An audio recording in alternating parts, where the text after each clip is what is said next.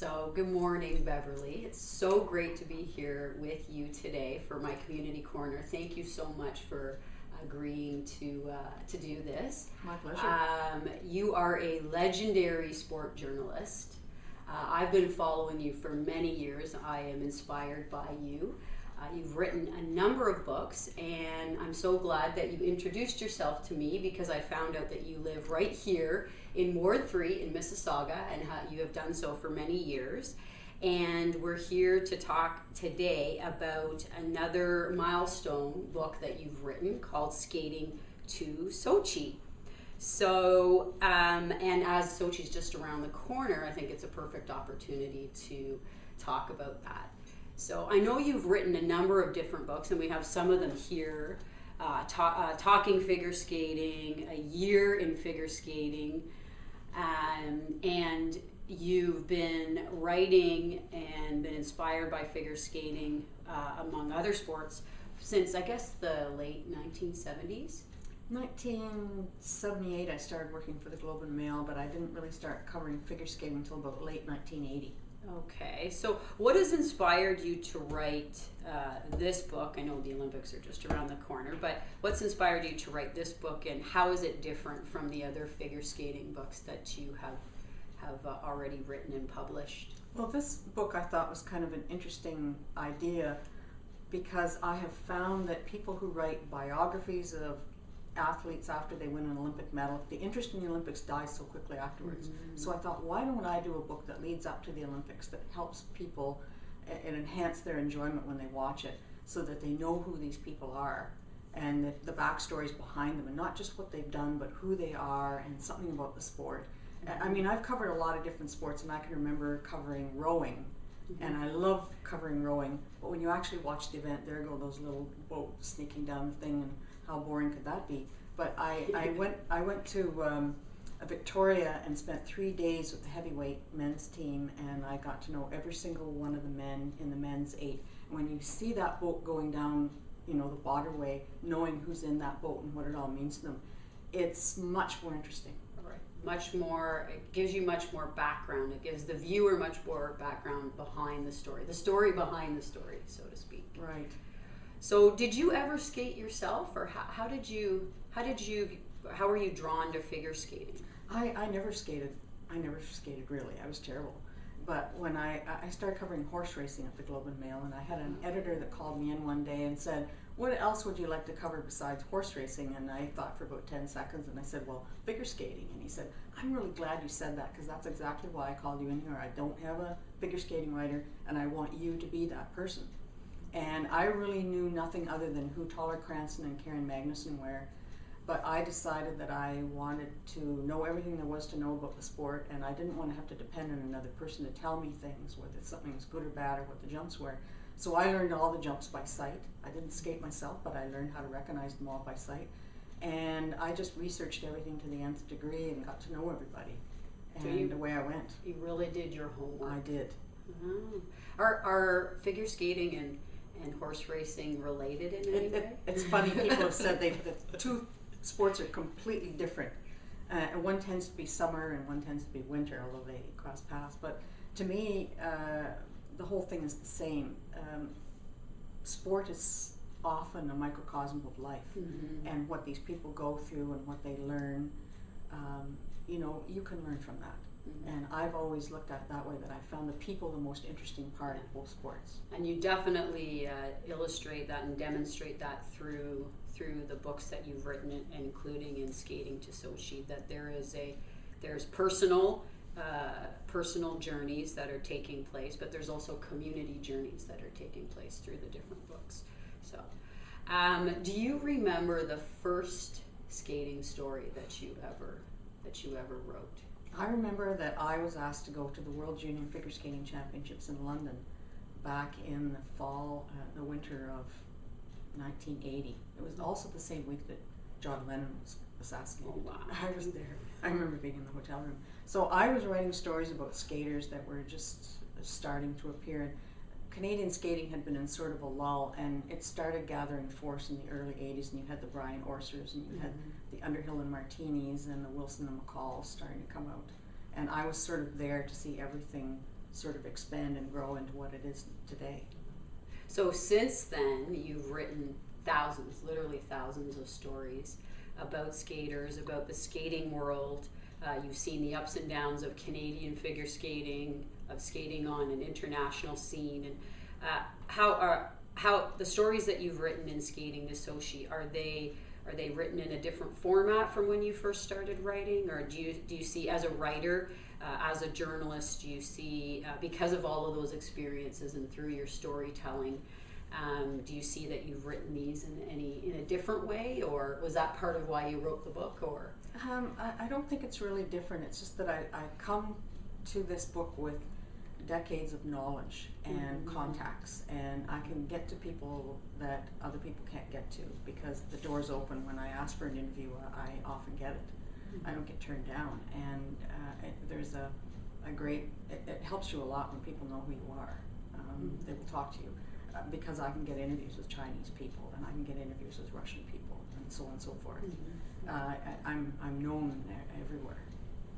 We were talking a little bit before, the talk, a little bit about, you were telling me some really interesting stories about the importance for you of being in the right place at the right time and going after the story, and the details that are really important to you when you're writing a story, and the fascinating lives that all of these different people play in the skating world. And I think in this book, Skating to Sochi, there's so much detail. Can you tell me a little bit about, each chapter is a story unto itself, but then there's also the overall book, without giving too much away, the overall book also tells a story, a detailed story about skating. So can you tell me a little bit about some of the detail and why that's so important to you, chapter to chapter? Details are what make a story come to life and make it different from another story. The very first chapter that I wrote in this book was the chapter on the Russian pair team, Tatiana Bolosovchar and Maxim Trenkov. That's a mouthful, but when I watched them, I knew when they skated with other people and then they got together, it was like an explosion happened. And when I watched them, it's like watching greatness happen. They do everything to the nth degree. There are grades of execution that are awarded in figure skating for how well you do something. And I heard just the other day there was a judge who judged them at an event early in the year, and she's sitting there thinking, I have to give them the maximum for every single element. I can't help myself. And so I told the story about who they were before they got together and what they went through in Russia, and how Trenkov left his smaller city in Russia to come to a training center, and for 3 years he basically was hungry and starving and sleeping in the barracks basically, and hoping somebody's mother brought him pickles, and he did that because he loved it. And he was from this generation of Russian skaters that, their training had been financed, and all of a sudden the breakdown of the Soviet Union, and it wasn't financed anymore, and people were worried about surviving, and he went through that. And then he had a partner, and it never gelled. It was like oil and water, and they were at the Olympics in Vancouver, and when they finished their program, he just kind of skated away from her, and there's all this body language that goes on all the time, and I notice all this stuff, and I see all this stuff. So then he ended up getting together with the Ukrainian partner, Bolosovchar, who was splendid, absolutely splendid, but she needed the right partner. And I told her backstory and where she came from and how they came together and what happened and what it meant to them. And now I think they're going to be one of the greatest skaters that you'll see in Sochi. That's fascinating. So the personal stories of the lives of the skaters in this Skating to Sochi is just as important as the overall journey of skating at Sochi. And it also tells the story of what happened to Russia with this team. So it's more than a story about just them. It's a story about their whole environment around them. The other thing I love about this book is the fact that there is so much detail in the illustration as well. So the actual pictures, they mean just as much as the written word. And I think you also, so there's the written word, there's the individual stories that you were just talking about, but your description, the way that you actually write, is really illustrative. You write in an illustrative way, and you also have included a lot of pictures. And I know that when you were a young girl growing up in a small southern Ontario town, you love to write and illustrate at the same time. So can you tell us a little bit about, or tell me a little bit about how important the actual pictures are in this book as well? Figure skating lends itself to beautiful art. And most of the photographs in this book were taken by Gerard Chatineau, who is a well-known Canadian photographer who died a little more than a year ago. He had a heart attack. He lived in Mississauga. He was from Streetsville. Oh, really? Yes. I didn't know And that. he was renowned. And it was his hobby, but he turned it into a passion. And as I was taking these photos off, I was just amazed at the beauty of them and how particular he was about each photo, because I have seen photos where photographers just sat there, shot into the audience. You get static poses, you get the audience behind them, so you have all this busyness. Gerard would go and watch every practice and figure out what skater did what move where, and he'd go up and shoot down, so you'd have ice around them, and they'd stand out, and they'd be crisp, and they'd be in focus, and there'd be beautiful movement. Yes. I wasn't able to use all of his photos in the book because I couldn't get to his most recent work. So I had another photographer from Collingwood area who is also an amazing photographer, helped me a lot with getting photos that I just couldn't get. Yeah, the photos, without giving too much away again, the photos are pretty incredible. They are very dynamic, which is figure skating. And that's obviously. Gerard. That's Gerard's thing. Wow, so a Mississauga photographer Yes. as well in the Absolutely. book. That's wonderful. Absolutely. So the just- book is meant to be a tribute to him. Okay. The book is his final word. Oh, wonderful. It's a tribute to Gerard. Okay, that's great. So going through the book, there's obviously and leading into Sochi, we obviously know that there are a number of Canadian figure skaters that will be there. And can you tell us a little bit about the Canadian figure skating journey? I know you attended Canadian Championships, was it maybe 2 or 3 weeks ago now in Ottawa?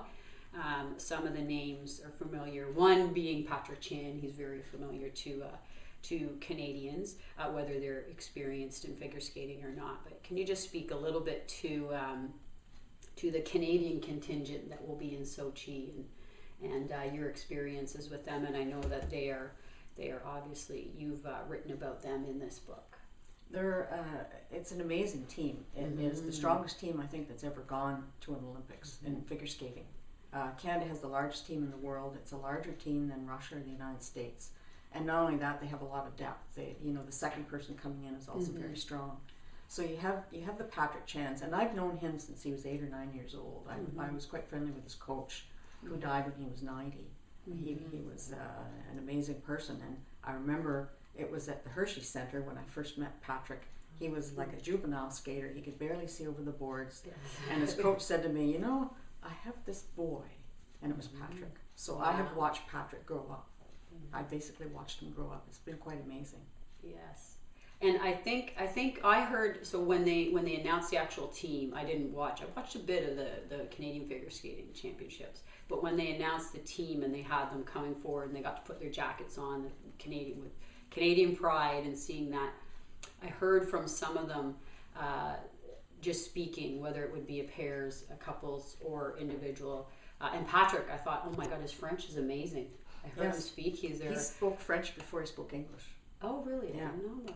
Well, just French is more like his first language than English is. It was pretty inspiring hearing from them, because whether they were rookies, so new to the team and new to an Olympic team, or whether they are some of these long-time Olympic or world-class figure skaters, the way that they talked about the respect that they had for the whole team, and the fact that being able to prepare in the moment was very important to them. And I think in your book here, Skating to Sochi, you really reflect that, not only through the illustrations, but in the words that you use, that performing in the moment is so important.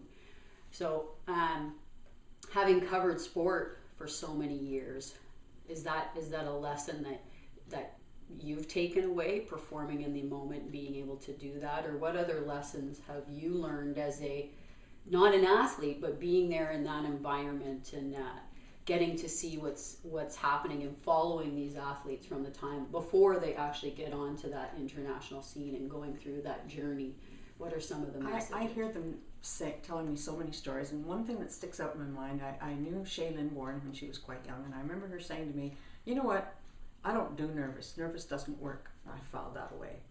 And then after she stopped skating and started work as a choreographer, and she was getting some pretty amazing international people right from the beginning, and of course that can be quite nerve-wracking. And she said to me, you know, I've decided that I'm going to live my life without fear.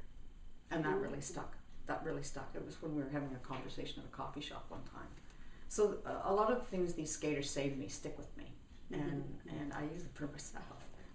But you know, and Patrick Chan, for example, he's, you know, the whole journey that he is, he's at the point where so much is mental now. The last big hurdle for him to overcome is mental, because he obviously can do anything, and he can do all the quads. You know, you go into a competition and you land these two magnificent quads at the beginning of the program, and what goes through your mind is, oh my God, look what I just did. And then you can stop focusing on the rest. And he has had to learn moment by moment. And his programs are so difficult, he's had to learn how to breathe through each part of it. And that's part of the reason it takes him so long to master a program through the year, is all the work he has to do to, you know, put all those things together and make them work, because he has a lot of content in his program. And he's still learning about how to be in the moment and think about one element at a time and never get ahead of himself. Never start thinking, you know, and never start thinking about what happened before that. You know, he may have competed in Sochi before, and he had actually a bad experience in Sochi when they had the Grand Prix final there. And the food was terrible, and he got the runs, and he was trying to skate with the runs, and he was saying, oh, he's only finished third, but you know, he had the runs, you know. Which nobody knows when they're watching. Nobody knows that. So yes, he's still learning, and I think he's coming to the point where he's ready. I think he's pretty ready. That's interesting that you say that for somebody that's been on the international scene for so long, and that is always climbing forward moving forwards in terms of international recognition and world renown, and being a medalist and a world champion. To say that, for him even to say that he's just learning about performing in the moment, I think that's really important. Not only for, and that message comes through clearly in your book, that's not only important for an Olympic athlete, but in terms of any individual going down any journey, there's always lessons to be learned on what you can take away from one experience and apply that to the longer journey as well. So you have that moment, living in the moment and experiencing it, and then moving on towards the and you know they're journey. living those moments in front of thousands and millions of people.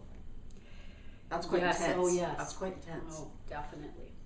So I think we'll just wrap up with a couple more questions. So as I mentioned, being a young girl growing up in a small town in Ontario, you definitely had a dream.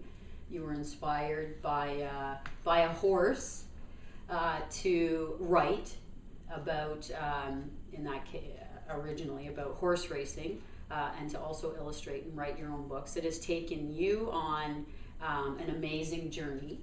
You've written a number of books on a number of different topics, and have found a passion in writing about figure skating. And I know that you talk a lot about young people, and you've talked to young people. And in today's world, if there's a young person that is out there, there's many young people out there struggling, trying to find their way on their journey. What's one message that you would say to them? Because your story is very inspiring, and you're continuing to find your way along your journey. And so what would you say to a young person today? The best thing to do is to do something that you love and you have a passion for, and you don't care how much work you have to do to make it happen. Because I've always found that hard work paid off. I work ridiculously hard, and it's fun for me. And it's not work, it's fun for me. And you take one step at a time, and you don't think too far ahead. You just take one step at a time, and you get there. That's wonderful. So Also, as far as purchasing this book, I will have a copy in front of me when I'm watching the Olympics in the next couple of weeks. Where can others purchase this? You can buy the books online through the publisher lulu.com. You can Okay. buy them on amazon.com. You can also buy it as an ebook.